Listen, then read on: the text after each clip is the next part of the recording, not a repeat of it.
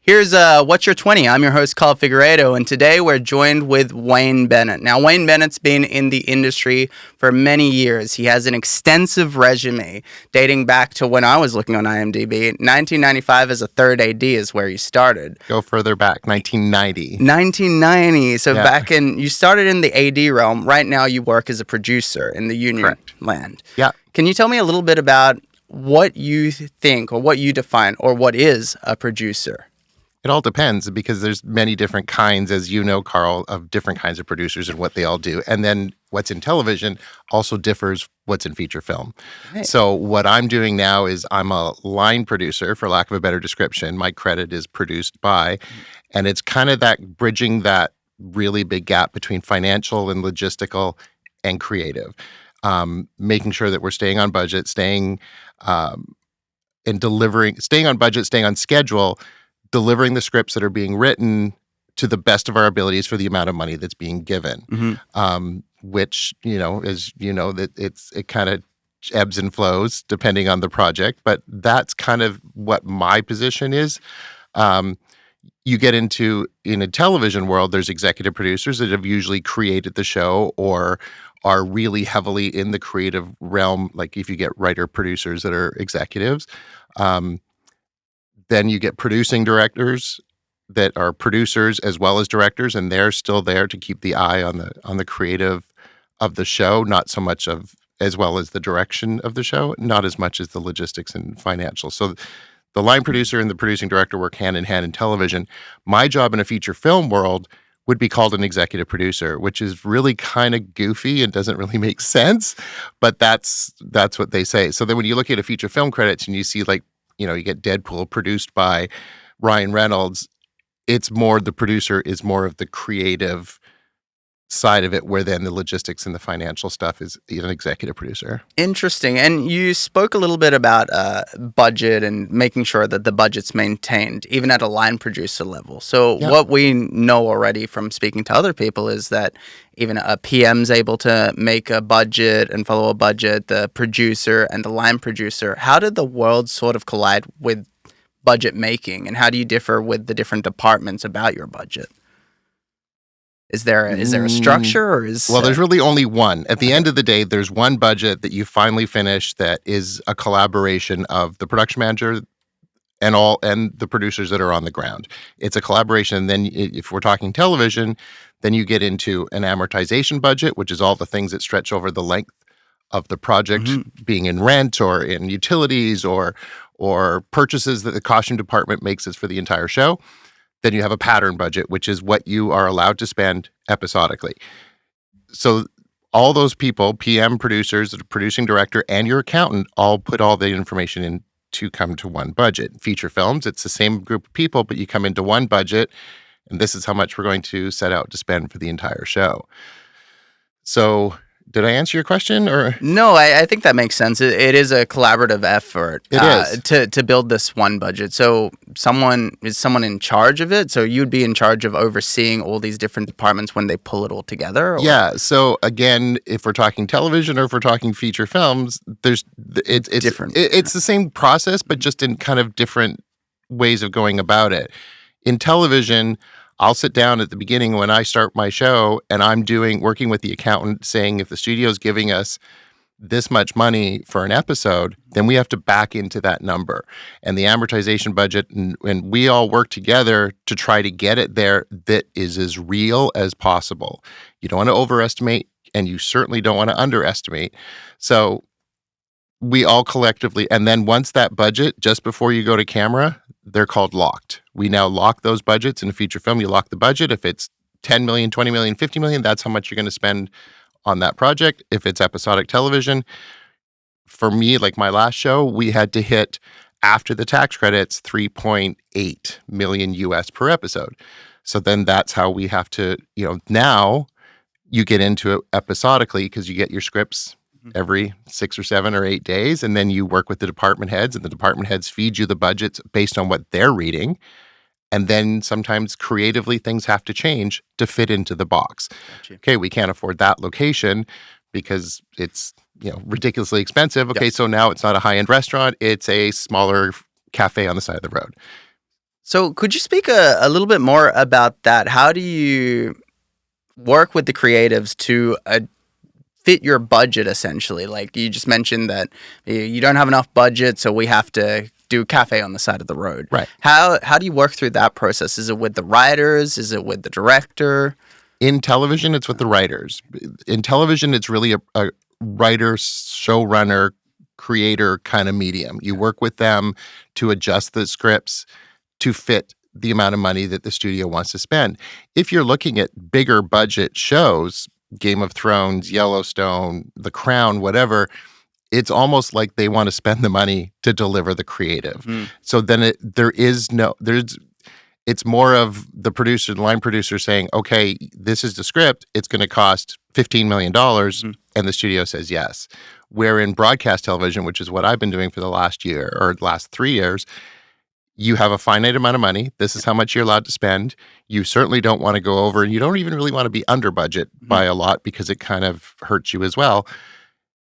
You read a script and go, okay, well, there's 50 horses in here. 50 horses are going to cost $50,000 for 3 days. Yep. We can't afford that. And we go back to the writers and say, does it have to be horses? And try to then give them the creative challenge of how do we change the story to still tell the story, but then fit into the financial box. And it's a tough thing for showrunners and writers, especially in broadcast television, because we have air dates. We have to hit it. We can't push.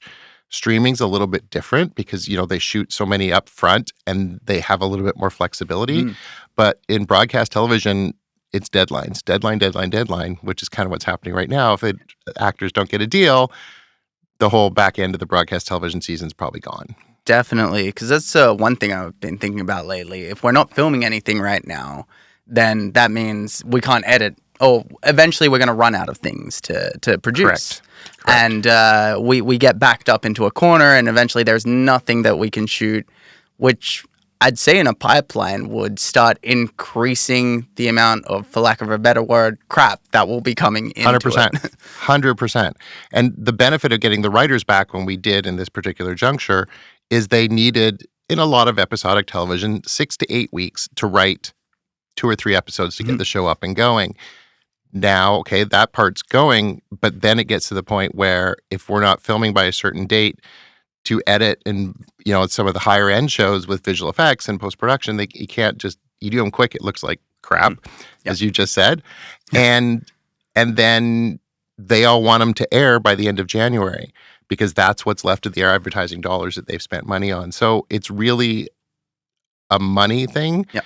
And, the broadcast networks don't want it to go past end of May, which is historically the normal broadcast television season. Now, is this the deadlines that we're speaking of? Is this something that you would put onto your crew and you get given the deadlines, or who works out the deadlines? Which deadlines are you referring to? So I would say we spoke about when you give a writer a deadline that they have to make all the changes by a certain time. And then when we're going to camera, all these changes have to already be made.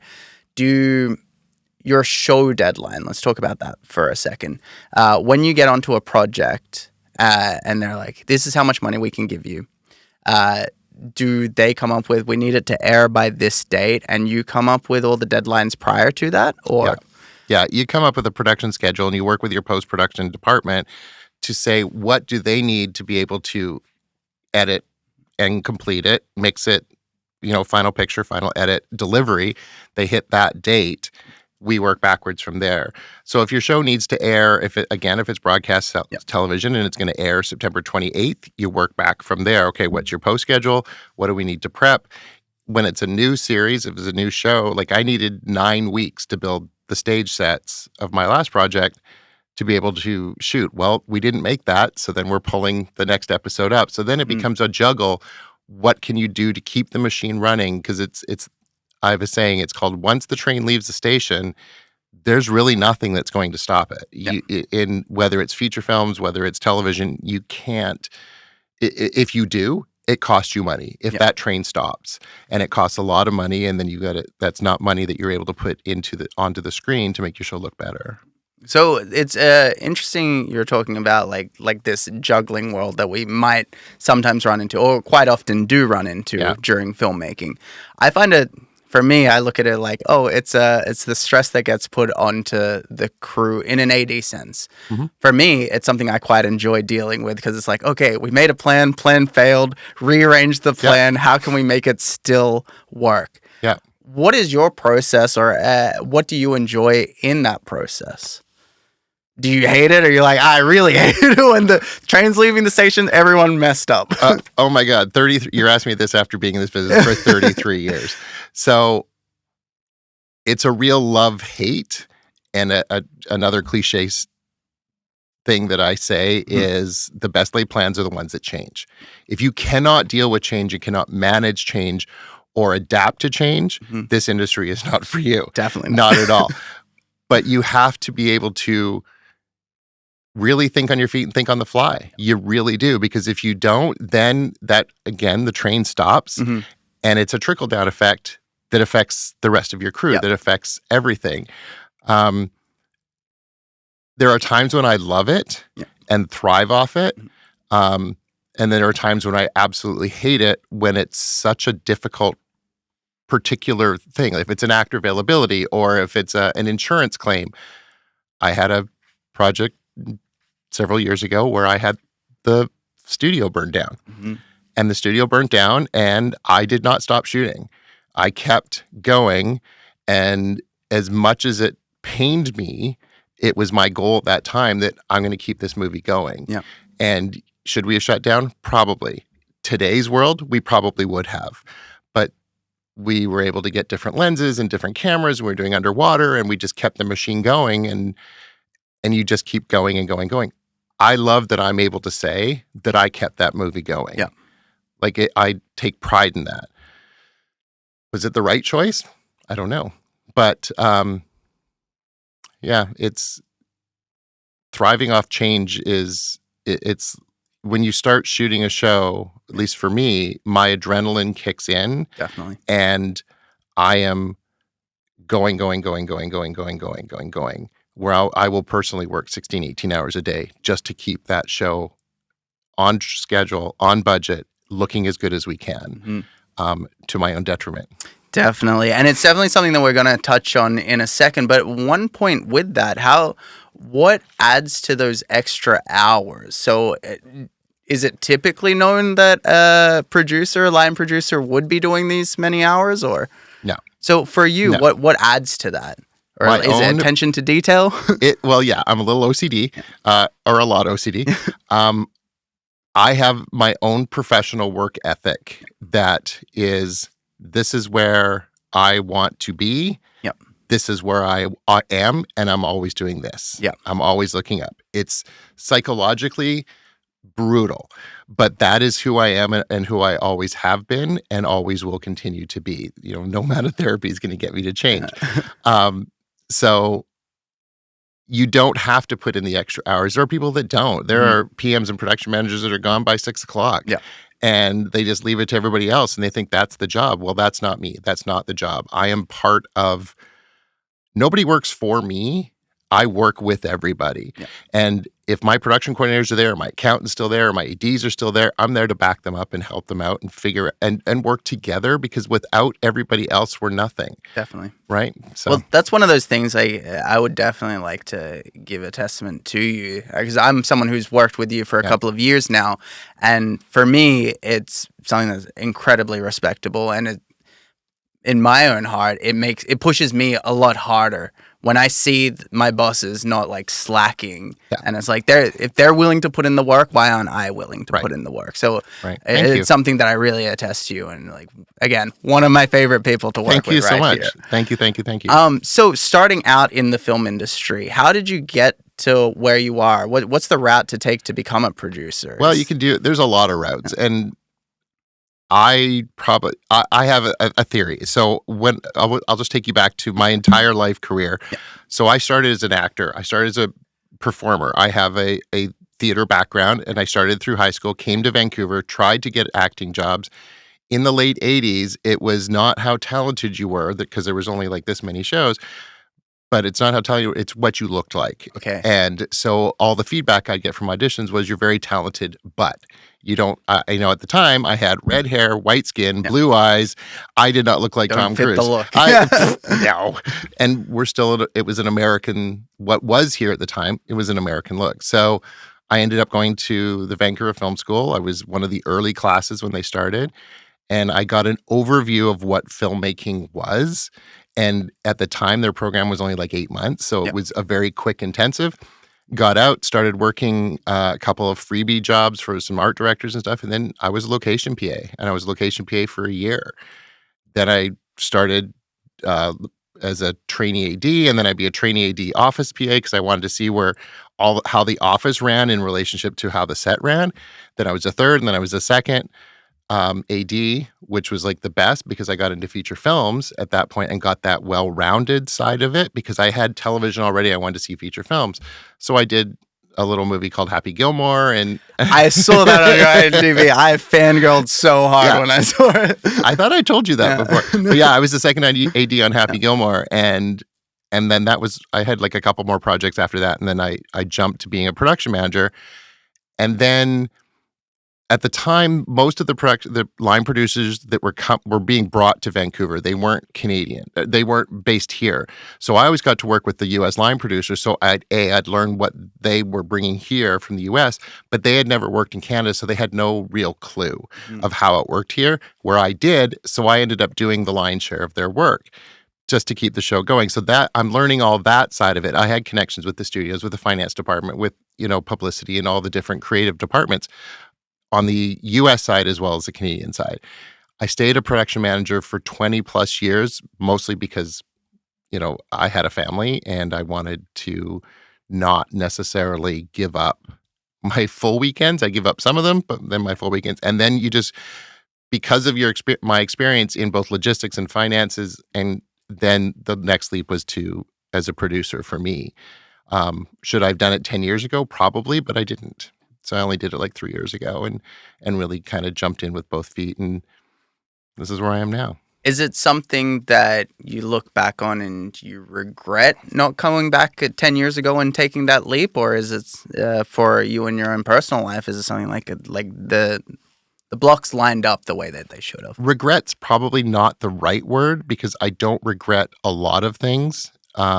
Regret for me is too negative, and psychologically it just drags you down. Sure. But I wish I had done it earlier, for a number of reasons. But my family and what little time I was having at home in those off times was more precious to me than the way it is now. Like, my kids are now grown and whatever. I mean, I can travel now as a producer, which, and I'm a dual Canadian American, so I have that opportunity to travel to the US. So yeah, no, I don't regret that. There's other things I do regret, but not that. Awesome. So let's take it back a little bit.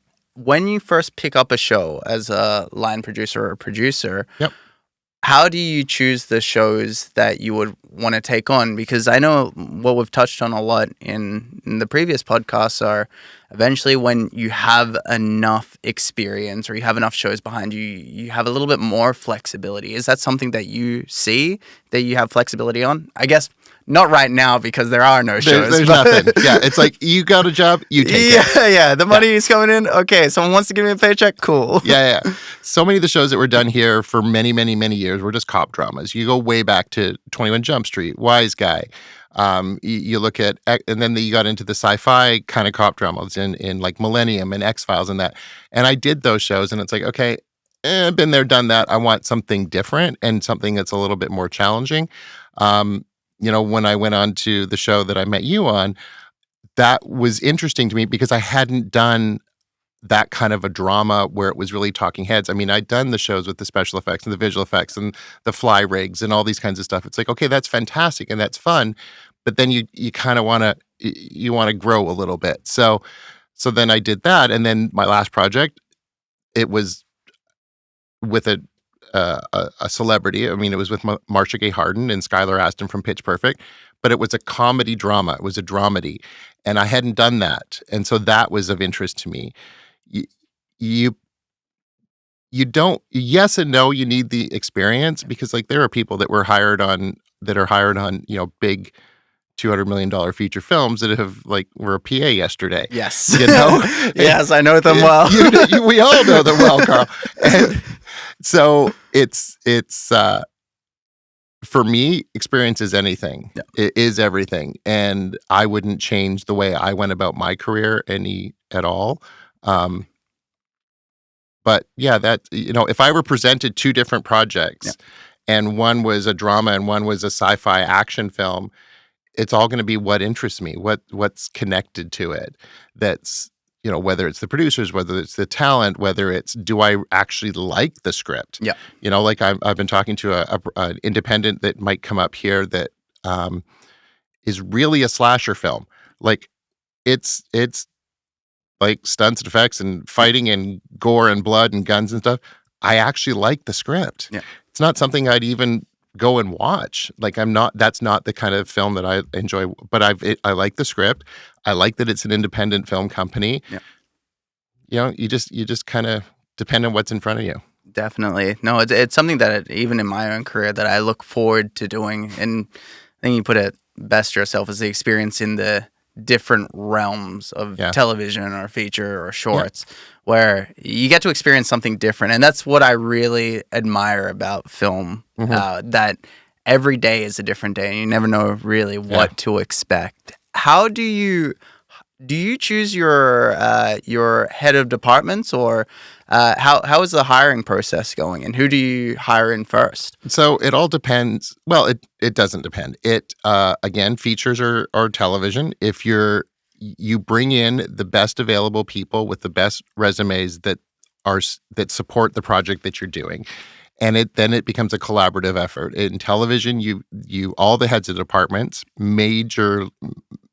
mostly the DP, the the director of photography, the production designer, the costume designer, the editors will meet with the showrunners and the head of creative, and they will then say who they like and who they don't like, and then I'm part of those interviews. Then once it goes from there, like the production designer will bring in their first and second choices for props, set deck, and construction and greens. So then they bring those people in. For me, my first hire as a producer is my production manager and my production office and my accountant. Those are the main three people that I get locked in right away because they're the ones that are going to start right away and get them in. And then it's really kind of, pulling back the onion. And it's like, okay, who are the best people to fit? Much of my career as an AD, I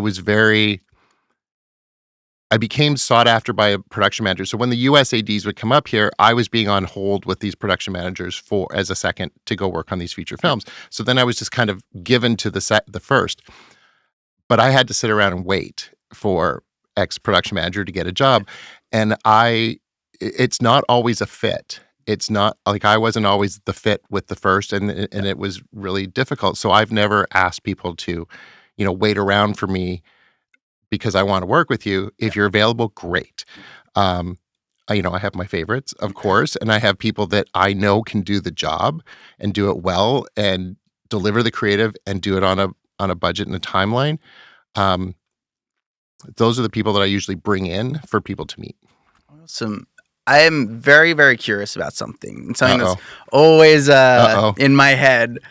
I don't know how you would deal with it, but when you've got a really difficult actor or a difficult director and the rest of the crew's like, man, I don't know what this is, but we're not the people who are able to talk to it, because it usually goes up to the producer or line producer, and it's like, this is an issue that's happening. How do you usually deal with it? I know situational, it's very different, but what happens in those situations? Is it, we'll write you out of the show, I've heard before? Is it, what happens?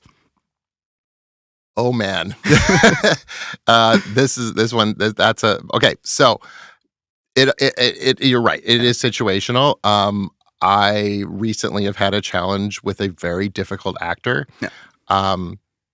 And he and I did not, another love-hate kind of thing. Like, I respected him as a performer, but his on-set theatrics and stuff become distracting. It becomes a huge issue.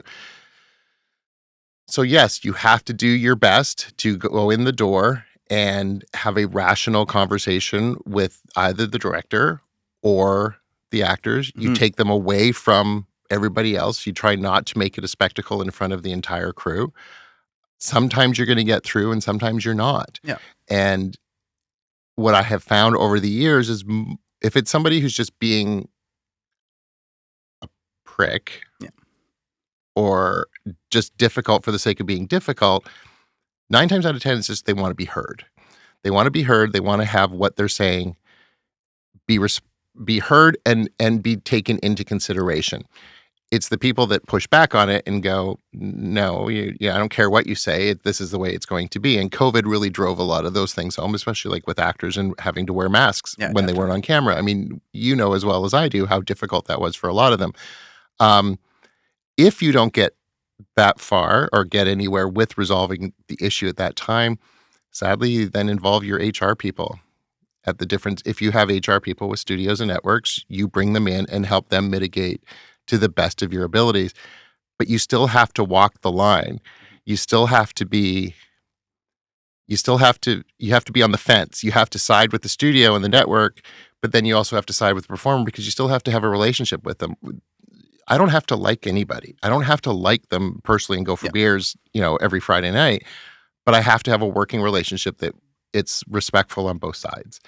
And sometimes that's difficult because egos get in the way. Definitely. Yeah, especially it's interestingly enough that no matter the size project, you'll always have someone who has an ego on them. Even when we get to the multi-million-dollar projects, there's still issues that you'll have to deal with, and it's just stuff that doesn't go away. So it's the people management skills on that end. How do you who does the line producer or producer protect? Is the layout they protect the crew underneath them, or the person bringing in the budget, or where does the line flow?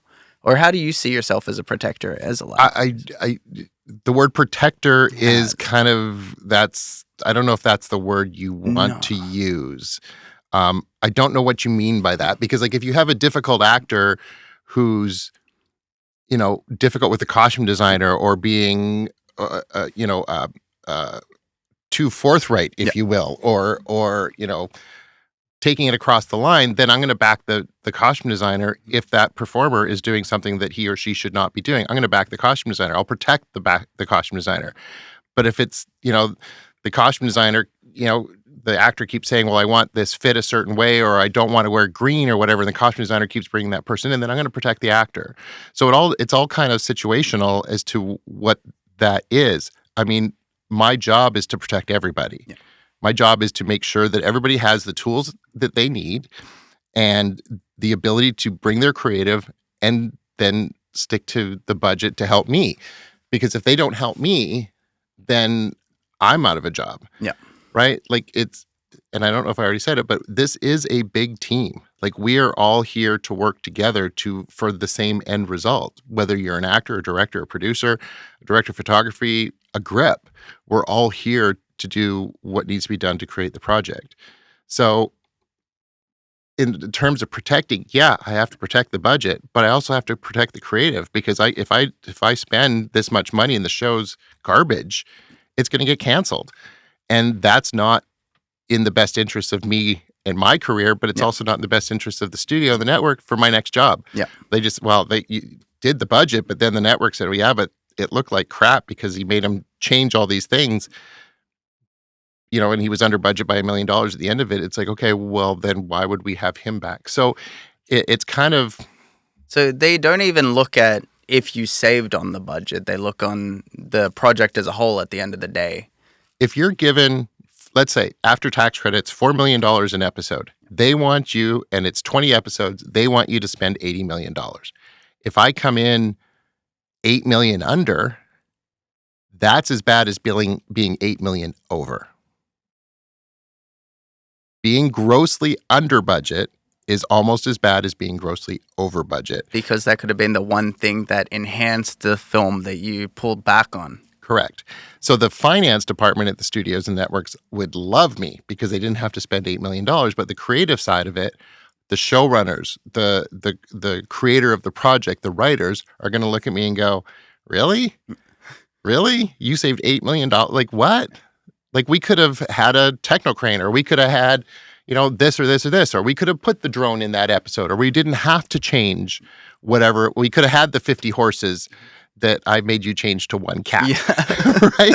Like, and that's almost as bad as being over budget. True. And when do you I guess this is a bad example of it, but when do you decide when you're needing to spend extra on your budget or needing to pull back on your budget? So I know, again, it will differ depending if we're talking about television or a feature film, but when do you do you do monthly reviews where you see where the budget's at, or when you're about to hit the end? You do weekly cost reports. Yeah. You do weekly cost reports on all the various budgets that you have. So like in television, you'd have an amort budget, and then however many episodes, because with your pattern budget, so if my pattern budget is 3.8, that episode, once we budget it and go through all the departments and plan it all, might only be 3.2. So it's 600,000 under. Mm-hmm. So then we have this, it's different at different studios, but it's like a cost summary where it shows all the different budgets and goes the ups and downs and the positives and negatives. And then at the bottom end of the line, you have how much money you're over under for the projection for all the shows. There are some shows like miniseries and stuff that will have, it's one big old budget, but there's individual episodes all into it. So like I do a budget for $25 million. So as long as we're going along and we're kind of at the end of it, at the aggregate at the end of it, we're within the target. That's how you do it. Got you. Okay. So it is always a constant thing that's updating, and it's not just randomly after a year, you're like, wait a second, here's $8 million that's missing that we now need to spend. Yeah. Well, and that's why, people laugh and say, why do I have to do purchase orders? Why do I have to do this? Well, billing is so far late and we are so on the minute and everything is so quick and so fast. If, you put in a PO for $15,000 for a tent, I want to know about that now. So that money's committed now, not a month from now or 2 months from now when the bill actually comes in, because I look at those cost reports weekly. Interesting.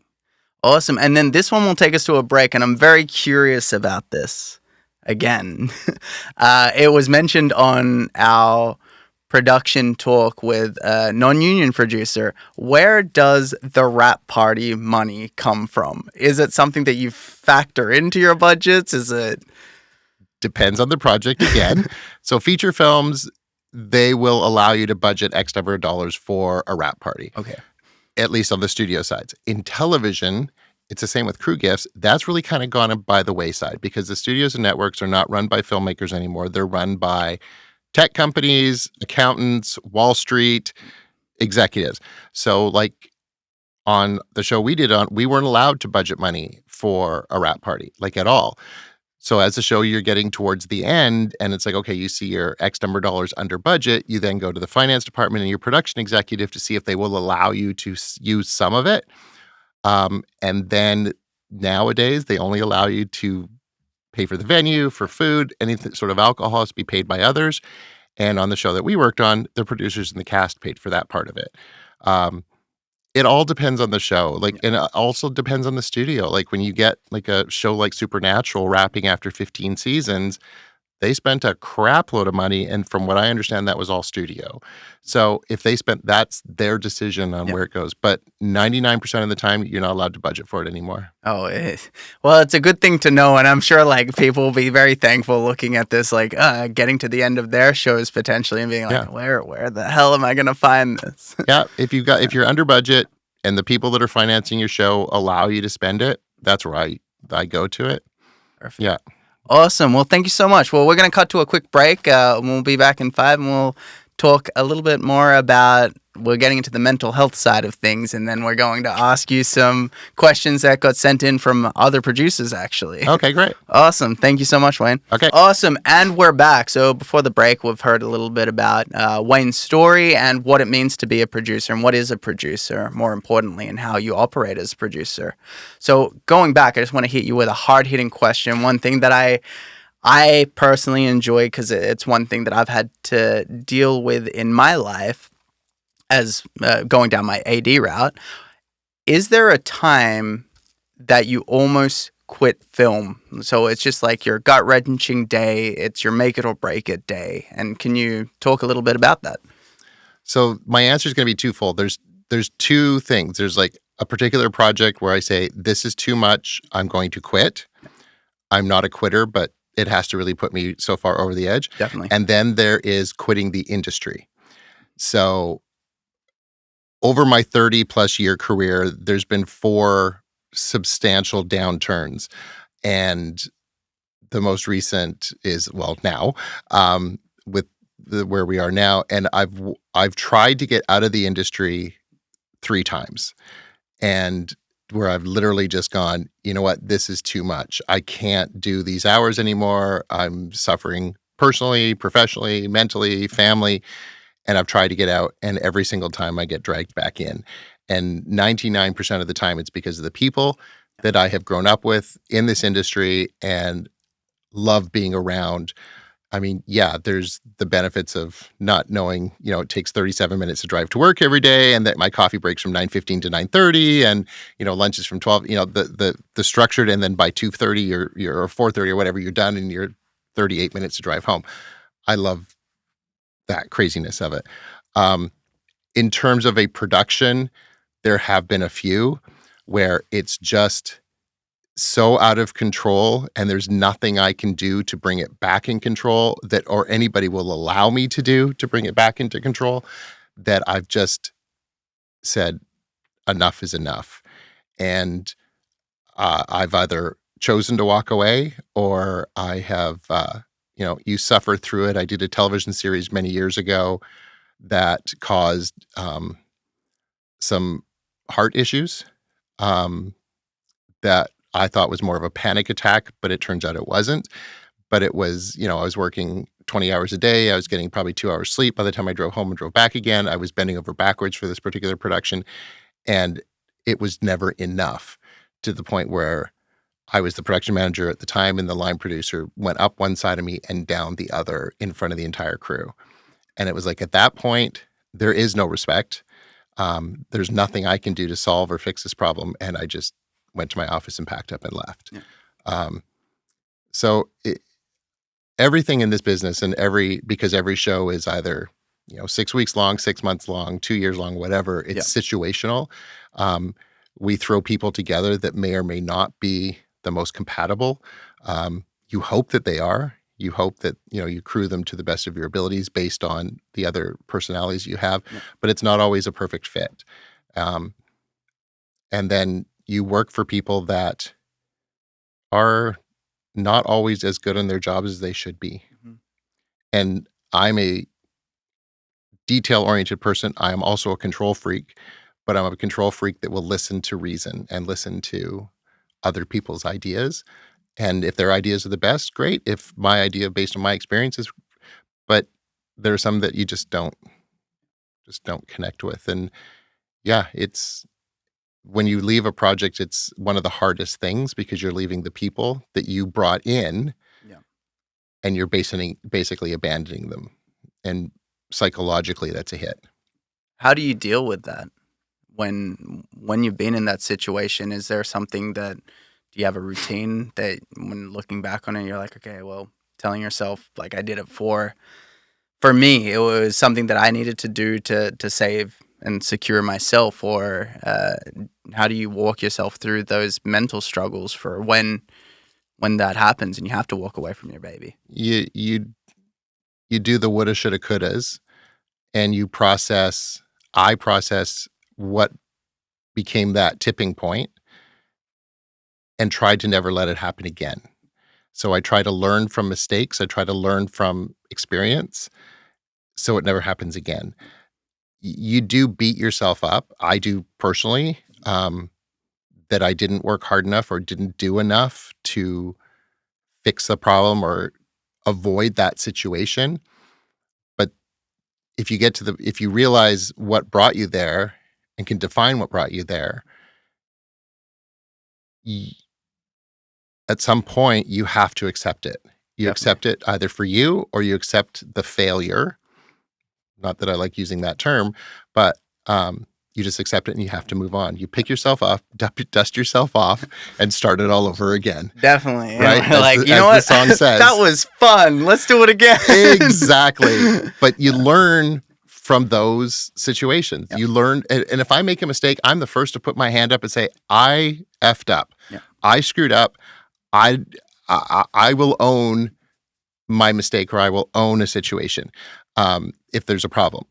Even if it's successful, I'll I don't go around saying, well, that was my idea. Like, no. I'll give you credit for an idea that you had, if that's right. But it's so hard in this business because, especially as a producer or as a production manager, you're a one-person department. Mm-hmm. It's not like you've got, the grip, the key grip, the dolly grips, your best boy, blah, blah, blah, blah. You got that team. Location, same thing. You've got your team of people that surround you. It can be hard. No, definitely. That's it is one of the things we talk a lot on, and we've spoken on that in certain roles you have your whole team that you can rely on. Like a first AD has their second AD when they're going through hard times. Like, well, we're in this shit situation, but at least we're in it together. Yep. So in the production team, as a line producer, as a producer, would it be known that you wouldn't really go to your other producers for it? Are you guys more individual bands, or? It depends on what it is. Like the actor situation that I had recently, I went to all the other producers and we all tried to attack it and manage it together. So it didn't all fall on one person. And they were all incredibly supportive, which was great. But then it just depends on what it is. Like, it depends on what it is. Cause I don't take things personally, but I do. Yeah. If that makes sense. Because of my work ethic and the way I was raised to be successful. No, it's interesting. Like the way I picture that when you say that, I look at the film industry like the culinary industry, where you're in the back of a kitchen. And what I was always told is you're in this kitchen and your head chef is just abusing you. And they're like, you're not doing it fast enough. You're not doing it right. But at the end of the day, once everything's done and dusted, the head chef will come up to you and be like, do you want to have a beer together? Mm-hmm. Or let's talk about it. Because at the end of the day, there is a human being under everything that happened. And I especially find with the film industry that we have to treat it as like we have essentially a family or a group of great friends that are pulled together to make this great, like to raise a child or to mm-hmm. make something monumental. But at the end of the day, it's also still a business that we have to also take into consideration when we're working with these friends. Have you ever been in a situation that you've been in a friendship, but it's being crushed by the film industry because of something that happened in film? I don't know that I have. Maybe once, maybe nothing jumps to mind that. So would you say it's one of those things that people who know you are very much understanding that it is a business as well as we can have a friendship? No. Oh, no. Oh, okay. Well, I guess yes and no. No, for the most part, they know that it is a job. It is a business. I am a manager. Yeah. And our friendship has grown most often out of the project. I have lost people that are friends not because of the industry, but because of situations, like a friend-on-friend relationship or if it's another sort of, romantic relationship, because it just didn't work, Yeah. right? But it's not because working in film made it happen, like it, that sort of thing. Does that make sense? Yeah, no. I do just want to jump back to your culinary suggestion or your culinary example.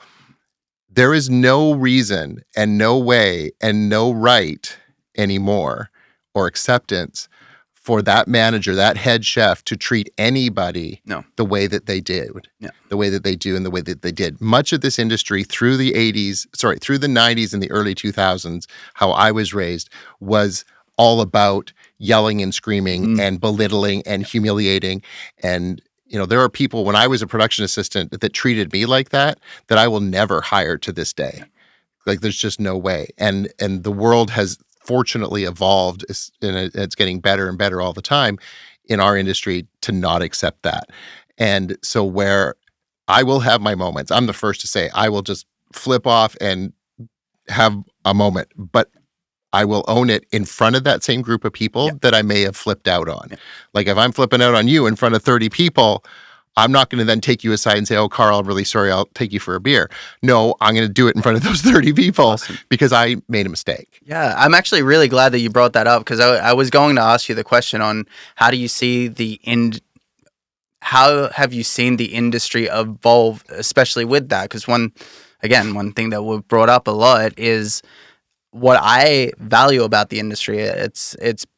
It's not perfect yet, by all means. It's nowhere close to perfect. It's never going to be. No, exactly. Like, it's never going to be. But it looks like we're taking the right steps, and people are taking more ownership. We're being more into the equality side of things and really trying to lift people up rather than crush them down. Yeah.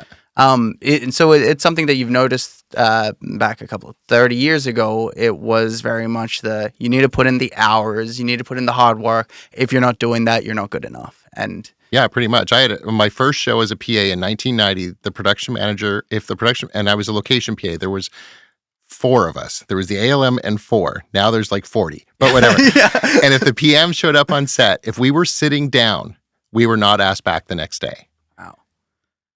Period. We were not coming back the next day. I've heard stories about this. and he would never scream or yell at us, but I'd seen him scream and yell at other departments. And that was the way that the industry evolved through that time in how everybody felt it needed to be managed. These are the days where people are drinking at work. These are the days as a TAD, I'd go to get out times and they're doing blow on the job boxes in the lighting truck. Fortunately, all that, and then every Friday, these garbage cans of beer would show up for the entire crew, and you could drink as many as you want, drive home drunk. Nobody cared. There was no responsibility. But fortunately, all that stuff has changed or is changing, where it is becoming more inclusive and more responsible. Yeah, I guess is the right word. And I've had to change. I've had to relearn some stuff. I was in a course on the weekend about inclusion, and some things that I had learned in this industry and how I grew up about how things are to run is not acceptable anymore. And now I have to take that brain and switch it to go, okay, this is the way things are now. This is what I have to do to be successful and treat people the way that people are expecting to be treated now. And I'm not saying I can be a yeller and a screamer. Absolutely. I have a temper. I'm the first to admit it. I had red hair, for crying out loud, right? But it's just how you carry yourself and how you manage. And things are changing, like you said. Yeah, most definitely. And a testimony again to you about what you were saying earlier.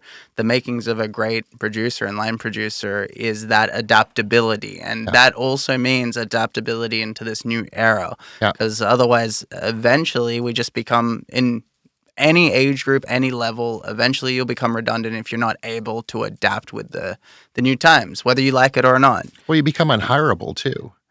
That's the thing. If you get, you're working with a particular studio and you get too many HR claims against you, the production executive is going to check with HR and they're going to say, no, that we can't hire this person. It's too liable for our company. It's not a good working environment that this person is creating. So you have to you have to adapt or you become, like you said, redundant, but then you become unhireable. And then what do you do? Yeah. You go to a new industry after this. Yeah. Curious, what is a blacklist a thing? Because I remember when I was an actor, it was always a thing of don't do or say the wrong thing because you'll be put onto Disney's blacklist or you'll be put onto a blacklist. Right. Is that a thing, or is it more a personal list that you have where you're like, I just don't like working Well, with you? for so many years, I was told the same thing, that the studios do not have a blacklist, that that doesn't exist. They can't do it, especially in the union environment. They don't, but they do. They all do. They don't call it a blacklist. They call it a no hire list. That makes sense. Yeah. It's very private. I, as a producer, when I'm putting certain creative heads, creative department heads, like the person that the studios they want to hire, the creatives want to hire, I have to submit them to the studio, and the studio has to approve. If that person's on that no hire list, they'll come back and they'll tell me. They're not going to tell me he's on a no hire list. They're going to say, you need to find somebody else. Gotcha. And then more often than not, I find out through the grapevine, oh yeah, they're on a no hire list. I think I'm actually on a no hire list with one of the studios for no fault of my own. But that was what they chose to do, and I've not worked for that company ever since. In terms of my own blacklist, I do have a list. I don't call it a blacklist. I call it a list of people that I don't wish to work with again. Yeah. And for whatever reason, and it's not like, well, this person looked at me the wrong way. It's, again, situational. This person can't manage a budget. They're all over all the time. Mm-hmm. Not going to work. This person, had a fight with a lead actor and it really became, this is not a situation I want to put myself in trying to manage going forward. So I have my own little internal list, kind of like that one person when I was a PA who I've never worked with since. We all do it because we, sorry, Carl, you're on mine. No. Well, that's what I was thinking. I was like, man. You asked me this leading question. Yeah. Yes, no, Carl, you're not. Now you're not. You are now. No, you're not. No. But yeah, and I don't know many people in as producers or PMs that don't have that list. Yeah, because I think it's also one of those things. Even work ethic aside, it's you want a healthy work environment, and to achieve these like a healthy environment for the rest of your crew to let them produce their best work. We spend too many hours together. Definitely. We spend too many hours. I mean, we're not 8-hour days with, our coffee breaks and our lunches. We are, in many cases, 12 to 14 to 16 to 18-hour days. And, I used this phrase many years ago, we are a film family, because most often than not, we see more of each other at work than we see of our own families. Yeah. And you're not always going to get along. You're not. But if there are people that don't get along because of who they are or what they bring to the table, I have to acknowledge that and go. And that's why I don't have, yes, I have my favorites of people I'd like to hire, but if they're not available, then I try the next best person that's going to fit in that environment with the creatives of the people that are doing the show. When you're coming on to a show, do you have to set your boundaries? Are you allowed to have your own boundaries with the show of things that if you encounter the certain situation, you will just walk off of it? Or what kind of boundaries? Well, I'm curious because for me personally, like when I go into a non-union lower budget show, I'll end up saying like, okay, so if you want to push a volunteer crew, for example, above 12 hours, then that's just something I personally don't do because you're asking them to volunteer. 100%. Just so your personal, I don't know what a better word than boundaries would be to use, but just like if you encounter a situation and you're like, this is, just so you know, this is the type of person I am, and if I encounter this, I'll try to deal with it the best of my abilities, but this is my make it or break it line. Yeah, I think anybody who's responsible as in management has to have those things. I mean, there's obviously, if there's an assault or harassment or bullying or whatever, and the people that you're working for, the studio that you're working for, don't deal with it, like they just It's the old sweep under the rug. exactly. And for many years that happened with actors. Oh, we'll just let it happen because they're the talent, and I think that's why we have as many as we have that are difficult. Then I would walk away. Yeah. Because if the people that you're working for, if I don't respect the people that I'm working for, then what's the point? Yeah.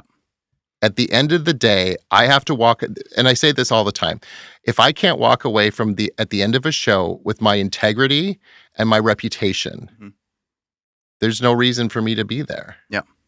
There's just not, because what am I gaining from this? However long I've been on this show, like I'm not gaining anything. Yeah. No, exactly. Especially because you're other than a paycheck. Yeah. Right. Like other than a paycheck. Like I'm not going to allow a show to wreck my reputation because they won't support me in a situation that is not of my doing. Or does that make sense? No, you know definitely. I mean? I actually had this conversation with my partner the other day that if a show is willing to do that to you, and you choose to walk away and they hate you for it, it's ultimately, I think of it as, it's not a show that you want to be working for again anyway. And why would you want to put yourself back into that situation? No, it's like using your volunteer experience. I mean, okay, fine. The cameras broke for 2 hours and, an extenuating circumstance. But because the director has 30 more shots and is doing 10 takes of everything, we got to go an extra 2 hours. No, that's them disrespecting the crew. Yeah. And, growing up, I had certain departments tell me, without us, you can't do the show. So they just get these inflated egos and whatever. When you break it all down, you need everybody. Yeah. You need every person in every department. Whether you need as many people in each department is, situational, but you need location department, you need assistant directors, you need script supervisors, you need costumes, hair, makeup, you need all these different departments, camera, grip, lighting, because that's what brings it all together. Definitely. Right? Yeah. You can write, it's like writers have been saying, we can write anything we want to write, but until we have actors and a production crew, we've got nothing. Yeah. You just got words on a page. Yeah. Could you actually speak on that? So did you ever start life out in the non-union world before? Because I remember you spoke of you started out as a PA when you worked your way up. Was that in were unions a thing back then? They were. Okay. Yeah, the DGC was still there. Okay. Yeah. So did you start straight in the union world? I went straight into the union world. Okay. I was very lucky. What are your thoughts on non-union, or like what people can gain, or maybe the disadvantages that you've seen being on the union side? Yeah, because getting into unions now is it's not restrictive. It's so challenging. You have to have so many days and you depending on the department, you have to do tests and you do courses and all that kind of stuff. And I don't disagree with any of that. But when they expect you to have X number of days to even apply to a union, where are you going to get that experience from? Whether it's on commercials, non-union, great. Go and work on a commercial and learn this stuff. You work on non-union projects just to get the experience.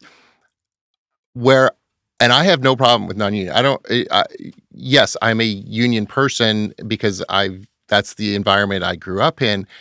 But there are many people in this city that have made a very good career of sticking non-union and just working in that environment. And yes, you're not going to have as many experienced people because it's a training ground. Yeah. And you're going to get paid, in a flat, and you're not in an hourly. And if you go over, chances are you're not going to do overtime because it costs more money. And but it is a level of experience where I have a problem where you would have needed to have the extra protection in the house, or that the lighting department didn't know they had to put tennis balls on the feet of the stands, and you do all the damage. Then that's now it's putting a black mark, for lack of a better description, Definitely, on our industry. Much like, I don't know if you heard about it, but the guys in North Vancouver, that it was either shooting a TikTok video or something, and they had guys dressed as cops with fake guns. They were SWAT team, and they were in this parkade, and the city of North Vancouver, as well as the RCMP, had to come down and shut them down because people were saying there's people running around here with guns and stuff. And it's like, we know from the union world, you can't do that. Definitely. And that if you do, you need to have a member of the police department there. Well, it was just a TikTok thing, but that then doesn't put our industry with the public and with the city and municipalities that we work in a good light. And that's where I have the problem with it. Sadly, you see more loss and damage in the non-union world because you don't have the experience in dealing with the equipment and that sort of thing. Like, that's one of those things, because it's like the general public, they just see film as a whole. There is no union or non-union. If they hear, oh, someone, even if it's a student film, if student film's filming around the corner, they'll just say, oh, there's a film, like a little show shooting around the corner. There's no blanket outlier for them, which is, I definitely agree with your statement that it is something that we could, without that experience behind it, they wouldn't also know that they needed to have an armor on set, or they needed to have the police on set, or they needed to shut down a certain area of the block to be able to do that. Exactly. No, but thank you for sharing that, because I do agree it is a training ground as well, and 100%. Like, it's very valuable to have for people, especially if they can't jump straight into the union world and get that experience. One of my first projects as a non-union, it was as a producer, a full producer, not a co-producer on another show, was for a non-union company in town, and it was a non-union project, and I really had to. I mean, DGC and UBCP, the actors and the production people were union, but everybody else was non. And I really had to change the way I looked at it and my expectations. But then also avail myself to be more of a teacher. And it's like, okay, I understand how you want to approach it this way, but this is my experience in doing it this other way for the same amount of money or the same time. Yeah. So those people could learn from that as well. And it worked out. I had a good working relationship with my crew and everything, but it was definitely a mind shift. Yeah, no, to get there. Definitely. It's one of those things when I'm on these projects as well. I try striving, again, for those of you who know me, I'm not able to get into the union because I don't have my PR, but one of the things I strive for is trying to bring that union knowledge to a non-union setting, even though I haven't been able to be onto the union, because it is a machine. A union world it's a machine, and it works a certain way because it's been trialed and tested so many times that when you face a problem, this is the best way to deal with it because we've encountered it many, many times. But in the non-union world, unless you're a small-time production company, you haven't encountered those routes. And when you run into a problem, it's okay, how can I solve this the best way without any other information? But yeah, okay, so now we have run into the area where I have gone around and I have asked people, what questions would you like to ask a union producer? And let me tell you, Wayne, I have been sent so many questions on this that I hope you're ready for the quick and fast answers. So that's what you want. You want quick and fast answers. Quick and fast. And yes, no, maybe. Maybe. Next one. Skip, pause. No way. I'm not going there. No, more. I'm just going to hit you with a lot of questions. Okay. So first one. With the Canadian film industry heavily service-based and currently affected by strikes, is there a need for grassroots initiatives to reduce reliance on American film work? Yes, and it's been happening here in BC for years, and we run into this roadblock. The Indigenous productions are centered in Toronto, and very rarely do our production company friends in Toronto go past the Rocky Mountains. And I don't know why. And part of it is the tax incentives are not as lucrative. Like it's called Film Incentive BC. If you do a Canadian content show, you can take advantage once you get the points and all that sort of stuff. It's hard. It's been hard to get those shows in Vancouver, in the province, let alone in the province, than it is out of Toronto. It's like Toronto, even with the strikes right now, they are still It's still making They're stuff. still, they're so busy. I mean, not busy, but they still got work than what we've got because they have the indigenous Canadian stuff that's produced there. Gotcha. It's grassroots. I'd love it. But then we have to be competitive and we have to get the shows here. I mean, fortunately, there's 2 Canadian series shooting here right now, a 3rd one about to start. That's, the days going back to shows called Beachcombers and Danger Bay and Da Vinci's Inquest and all that sort of stuff. Like, these are Canadian shows, but there was 1. Yeah. So as I guess opposed to it's 7 increasing. or 8. It's increasing, but I think it's only because of the strikes. No, that makes sense because people are craving to create something right now. And it's like, oh, well, how can we do it? So it has to be a homegrown show. Yeah. Awesome. Well, thank you for that answer. So next one, should there be intern or PA roles in BC Union films beyond locations or production to enhance training and support for industry newcomers? So I've actually, the person reached out for this question. So Sure. to put it into better phrasing, so to get into the DGC, you have to have your days as a PA. Yep. But to get into IATSE or ICG, you have to jump into the role or get permitted into it. But the question's more so, should we look at a way to have PAs for every individual department? Right. Should we have a prop PA? Should we have a costume PA? Should we have Exactly. I get it. So where we run into that roadblock, and they do it in the States. Yes. They do it in the States because PAs are not union in the States. They're not DGA. They're all non-union. Where our PAs here are union and they're job specific. So it gets jurisdictional between our friends at IA versus our friends at the DGC, because IA wants if there's somebody working in a costume department, they want them to be working under an IA contract paying pension, health, and welfare benefits to IATSE or ICG or Teamsters. So if our PAs were not union, we would have a better chance at that. But because they're union, they're either location or like prime example is we were calling for several years an ADPA. Yeah, it's not that doesn't exist, and we all got our hand slapped for that. You can't do that. So putting somebody, I'd have costume designers coming up from the U.S. or I'd have a production designer come up from the U.S. and they say, well, can't you just hire me a PA? And I said, yeah, I'd love to, but I can't. So that's the main reason. I'd love to do it. I'd love to do it. I'd love to have like in the camera department, there's the trainee program. So we have a camera trainee that is learning. So like they're not going to get slapped into being a second right out of the gate. But yeah, no, we can't. I remember I tried to dip my toes into gripping, and I was like, "Is there no trainee grip?" And they were like, "No, you are just a grip. You have to know a lot of stuff as soon as you're out of the gate." Well, and what I say with those people, like I had one of my wife's cousins came out from Winnipeg and wanted to get into film. He wanted to be a DP, and I said, well, the first thing you need to do is you need to go and learn the equipment. And I'm not saying the camera equipment, but you need to learn how to light. I helped him get a job at what was PS, which then turned into SIM, which now is MBS, so at one of the rental houses.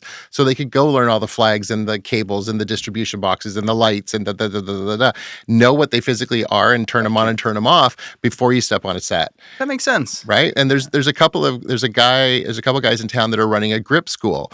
And literally they've set up like a rigging grip school and set up a whole situation. So that, they can go learn how to put this stuff together and how to build a fly swatter and all those sorts of things before you get on the ground. Because when you get on the ground, they expect you to know. 100%. 100%. Like I had a lighting guy come out one night that had never been on set before, and they put him up in a condor, and he'd literally just got his ticket, and the gaffer was so frustrated because they couldn't get him to, do the basics of, putting scrims in or changing, changing whatever. Very pan left. No, your other left, because it's... camera left, camera right. It was very frustrating. And, the guy didn't even have rain gear, for crying out loud. And he had to go up in the bucket. And the gaffer said, okay, here's $150. Go to Mark's Work Warehouse, buy all this stuff that you can. You can pay me back once you get paid, but you're going up in this bucket and you're going to be cold and you're going to be wet. Okay, would have really reevaluated why he liked film after this. Possibly, yeah. But no, that's actually a great bit of advice for any newcomer there, because we always hear like you could go back to film school and you only learn so much for film school. It really gets your like foot in the ground, but you don't learn that much. You don't. I mean, I learned how to cut film on a Steenbeck. Do you know what a Steenbeck is, Carl? That is cutting film on the big platter on the big platter things, and you splicing it and taping it together before. Like that's what I.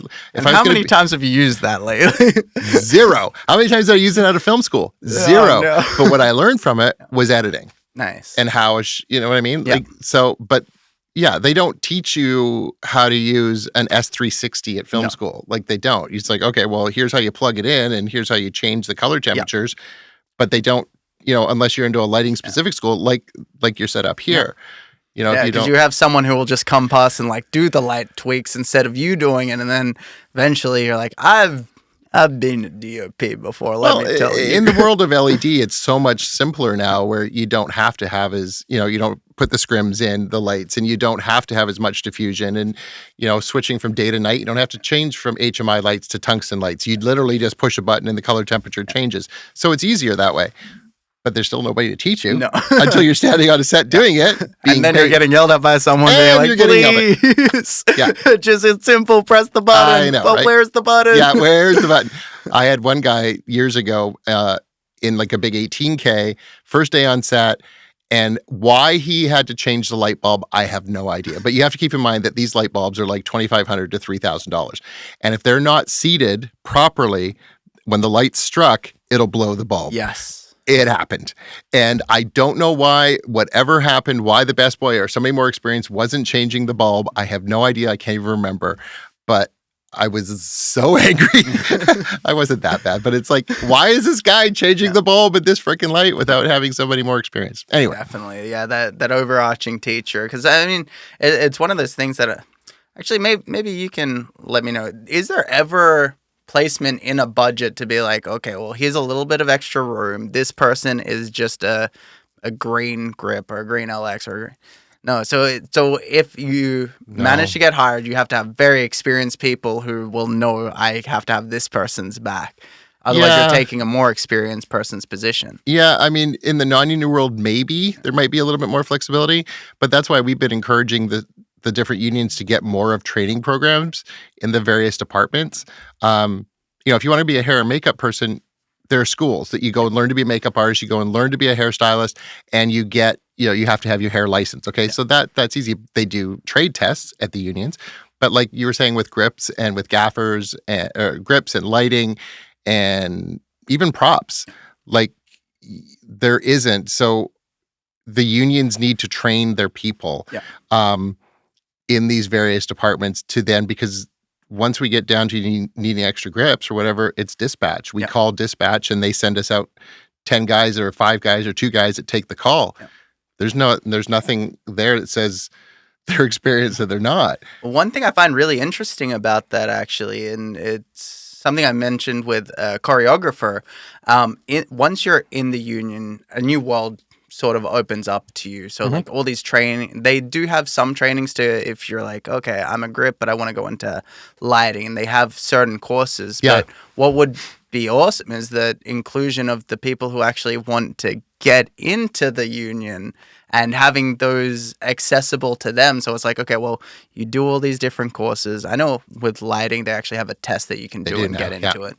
But once you complete these 5 different courses, you should know enough to survive your first film set that you get pulled onto. Yeah. Okay, so question number 4. When hiring creative heads, especially from different nationalities, what qualities do you prioritize? Are there notable differences between American and Canadian creatives?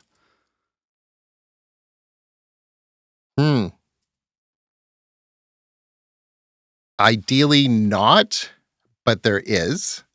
Does it go more to the tax incentives? Well, I mean, we try to hire as many Canadians as we can and people, and this is union or non-union, residents of the province that you're filming in, be it British Columbia, Ontario, whatever, because then you're going to maximize the tax credit.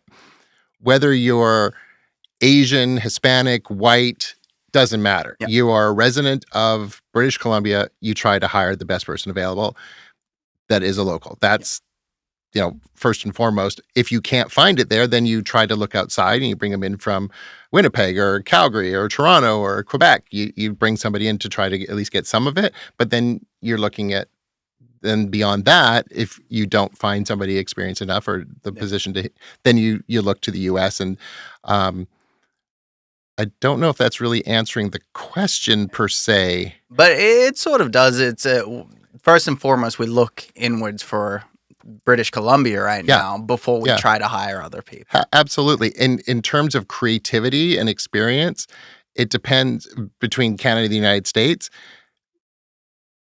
There's been historically more projects in the United States that have given more abilities or more options for people to work. So, like if you've got, the production designer that did the Indiana Jones movies versus somebody here who's done a television or 5 television series, if that's who they want, then you know what I mean? Like that person's going to have, there is a difference. Yeah. Not in every department. But us in BC, we were kind of raised like in the 80s when movies started being made here. Yeah. Over 50% of the crews were coming up from the United States. They taught us how to make movies and television. And then we just kind of graduated and just kept learning and learning and learning. We were very influenced by the British, people coming over from England and shooting in Vancouver, and the Americans coming up. So that's how we've learned. That's why we have third ADs, because that's a British system, as opposed to the Americans that have second seconds. Oh, yes. Okay. So I have seen on the DGC website that there is a position called a second. Yeah. That's something that I don't really notice here, except for, do they sometimes use it when they do second units? Yeah, it'd be like a second unit, but it's very rare that it'll be called a second on a Canadian show. We have first, second, and thirds. That's what's enshrined in our agreement. But the third AD is pretty much a second, but it's different. Like when you're watching credits, you almost know that a show's either been shot in Canada or the UK if you hit the third AD. If you see second, and then, okay, by and large, it's probably been shot in the United States. I think even Australia has thirds. I'm not sure. Yeah, they do, yeah. Yeah. Again, influence of the British, how the British started. Interesting. No, that's really interesting. Okay, cool. So it's good to know we do have creatives here, but it seems more so that there's just more chances, more film shooting in America at a higher caliber that gives more experience to creatives over there. Yeah, and I use this example when I'm asked this question too. How many HBO shows have we had in Vancouver?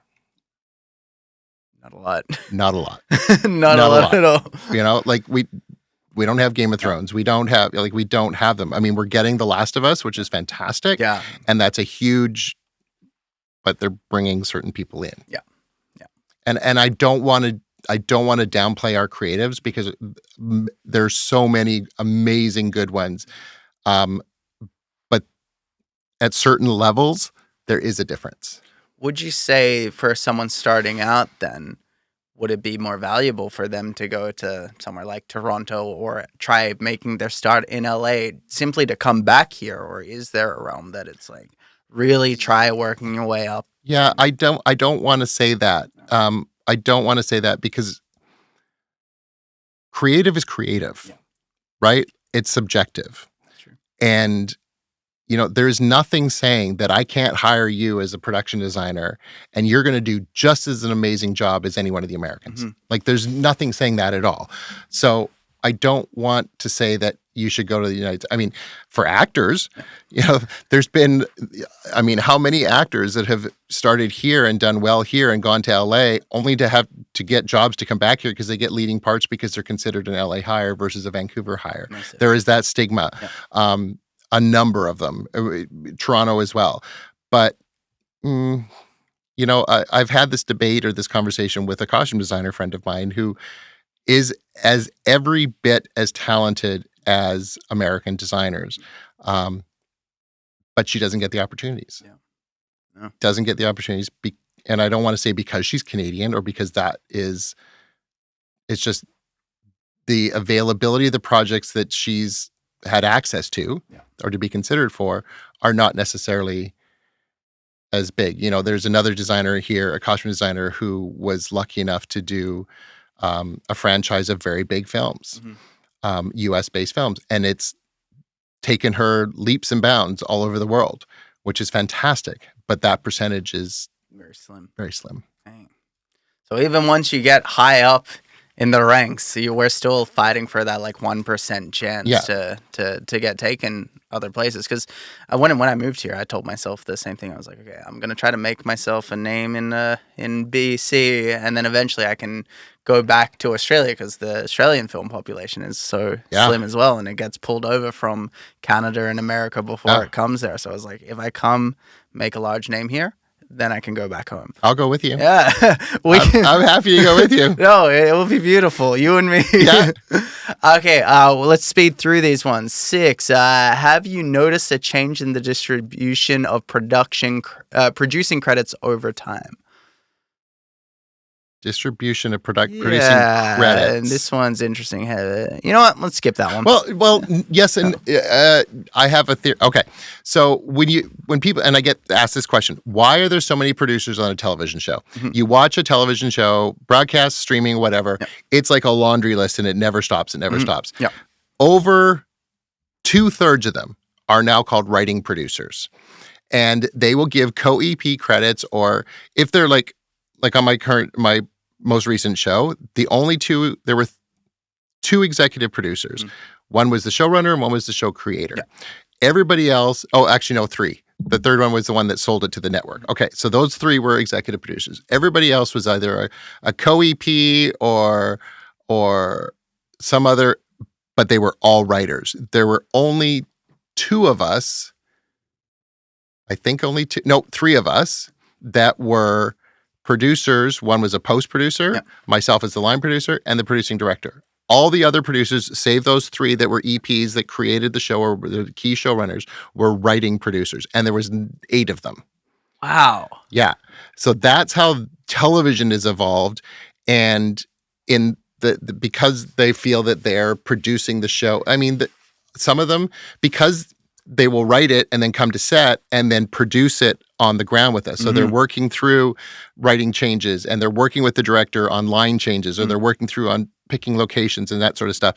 And then more often than not, they do carry it through post, but not that often, because they're now back in the writer's room doing the next.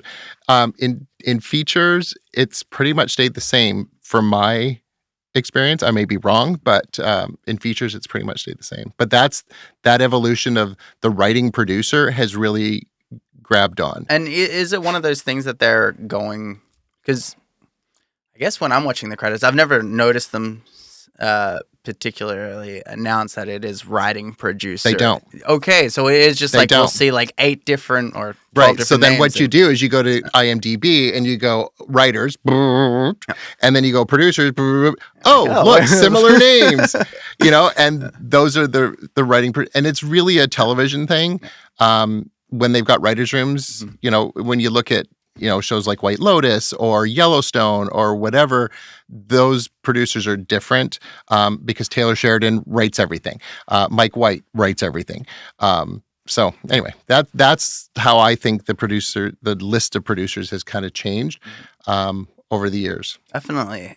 Okay, and we're running out of time here, so let me leave you with this question. I got all the time in the world. Oh, perfect. Okay, cool. Well, you know what? Maybe we'll just go through the rest of these and we'll just cut it all together. I'm very curious. Where do you want to go from here? What's your end goal in film, or is there an end goal? I've been asked that too. It's like, do I feel that I'm kind of at the top of where I want to be? I enjoy what I do now. For the longest time, it was a real love-hate. Now I'm back in the love side of things. I'd like to travel more and do projects in other countries. Yeah. I'd love to go to Australia. Hungary is like Budapest right now is a huge productions, and I'd love to shoot in the UK. I'd love the opportunity to travel and do this business in other places. Even if it's just going to Toronto. Like, I've done a show in Calgary, but I've never done a show in Toronto. Like, just to see how things are different and how to just how different they are, yet at the end of the day, the product is still the same. Definitely. You know what I mean? Yeah. I think at one point, if I had the opportunity, I'd maybe like to work in a corporate side at a studio as a production executive, or just not long term, because you got like 5 or 6 shows under you, and it's like it can give you a headache and the phone never stops ringing. But just to learn that side of it. Yeah, to get that extra experience in a different setting. And I mean, it can only improve you more as a producer. Then you know 100%. what to expect from your corporation side of things. 100%. Yeah, and they're all so different. So, I think and to have kind of a full-time job, because it's real feast or famine. It's year round. Yeah, I know. Yeah, it's year round. I know that. I get 2 weeks holidays or whatever. But being self-employed, freelance for 33 years has had its pluses and its minuses. Most definitely. Do they hire producers as an hourly, or I know it's probably like week by week, but so in television, I get hired episodically. Okay. So I get X number of dollars per episode. And then so if we're doing 20 episodes, multiply it by X, and then it's paid as like a payment schedule weekly over the entire show. There are some shows that will pay weekly. You have your dollars per week. It's been a while since I've done a feature, but the last feature I did, the producer was on a fixed deal, so she made X, and then it was just spread out over the length of the show. Prep, shoot, and then part of wrap. There's no hourly, and then like if I do a budget for somebody, then it's like, okay, here's a fee. Here's a fee for it, that sort of stuff. Squash a rumor for me. Sure. If a producer saves money on the budget, they get a percentage of. Long gone. Okay. Production managers used to get them too. So before I became a production manager, they called them under budget bonuses, and way back when, like we're talking mid 90s, like I started production managing in 1999, and they were gone by then. Okay. So I've had a bonus where they paid me an extra week of wrap for no work. It's like, okay, you're done, but we'll pay you, another week for free, basically. But I've never had, if you're under by X number of dollars, you get 2% of that. Exactly. Yeah, because of what you said before. You save $8 million, and then you're like, why are you saving $8 million? Well, exactly. Like, it kind of defeats the point. I mean, well, okay. It defeats the point for me. Yeah. It doesn't defeat the point for other people.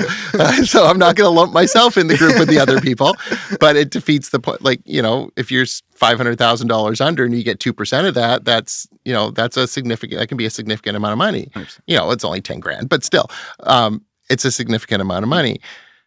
But then that 10 grand, in my mind, I could have put on the screen and given them 30 more extras, or we could have added another layer of set dressing, or, they could have got that $1,000 skirt versus the $49.99 skirt. You know what I mean? Like, that's who I am. I'm not everybody's like me. No. And one question that was sent in by one of your pupils, Marvin Malwar.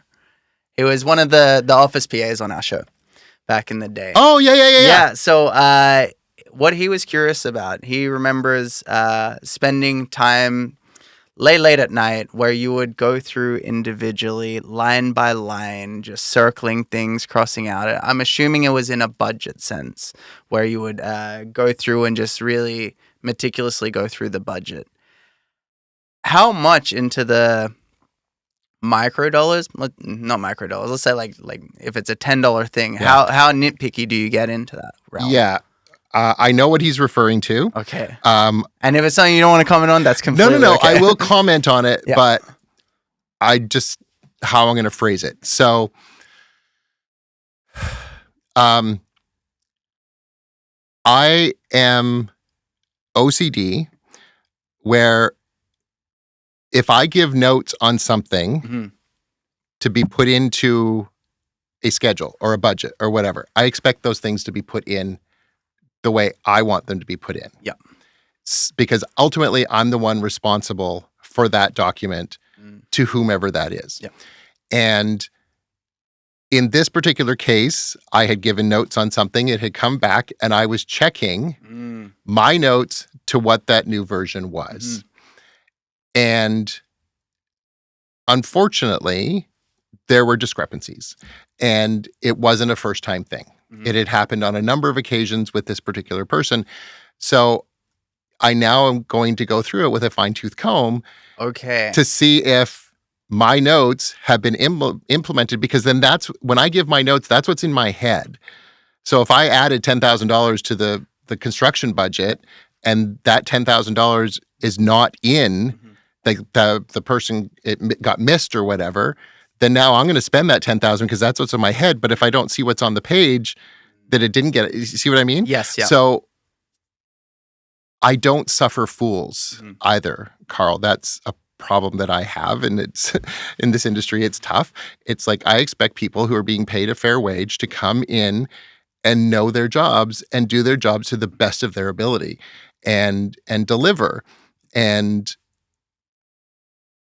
when I see not weakness, that's not the right word, but when I see that things aren't, then I can at least step in and help them. Yeah. Like if we get a second AD that hasn't done a call sheet before, I'm going to teach them how to do it if their first AD hasn't taught them how to do it. Yeah. You know, and I'll walk through and say, okay, this is how we do it, and these are the reasons why, as opposed to just going through wrong, like, because that's counterproductive. Yeah. So I think that's what Marvin was referring to. Gotcha. And it's because whatever document that was, with the notes that I'd given are in my head. And if they don't get translated or transposed properly, then it's not going to be good. Yeah.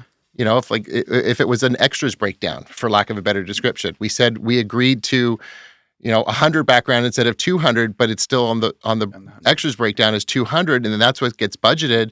That's a big deal, right? Like it's a big deal because then that goes to costumes and hair, makeup, and then it's just that trickle down effect. It's very interesting. Like I relate it back to at least what I've seen in the ADing world, where I've told producers, or I tell producers, and I tell just people that I'm working with, it's sort of, I say like the no bullshit side of things, where it's like, if you think that there's like a slight problem and you don't notify me about it, it could have a massive ripple effect. And that ripple effect can create something monumentally catastrophic on film. So it might be a little thing, but to you it's a little thing, like 100 people background, but that's how much more costumes you're going to bring. That's more transport, potentially more food. It's more tents. It's more hair, makeup mirrors. It's more chairs. Like forewarned is forearmed. Okay, so but if I don't know about it, I can't help, right? And tell me now that there's a crack in this set or whatever. It's like, okay, let's fix the crack in the set before it becomes a big crack and half the set falls down. Definitely. Right? Yeah. Like when I burnt down the studio, had I known, no, I didn't personally burn it down, but we were doing fire effects, but had I known that certain products were being used to protect the set or whatever, knowing I may have been able to be ahead of it. Definitely. Or, and research it and went, oh, we shouldn't use this, we should use this. Because I may or may not, I may have experience in something that went the other way. Yeah. And it's all about, at the end of the day, in every interview I have, and for me, it is all about communication. I've worked with people that keep their cards closed, that don't share, that don't talk to other people. It's going to fail. Yeah. If I don't talk to you, or if I don't talk to a department head, or I don't talk to a dolly grip, and the dolly grip's telling me, oh, that the thing has been done, loose or whatever. It's like, okay, best boy, let's get the dolly swapped out. Let's do something. Like, it's just, we all got to talk to one another, because again, at the end of the day, we all have the same goal. Yes. Finish that project and deliver the best that you possibly can for the time and money that you've got. Yeah.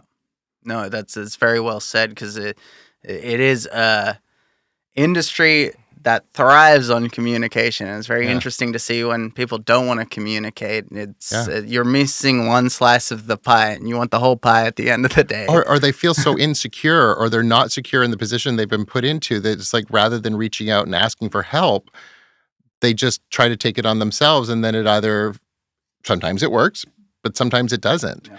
And I would sooner have somebody come in and say, I've never done a call sheet before. I've never done a production report before, or I've never been an assistant prop master before.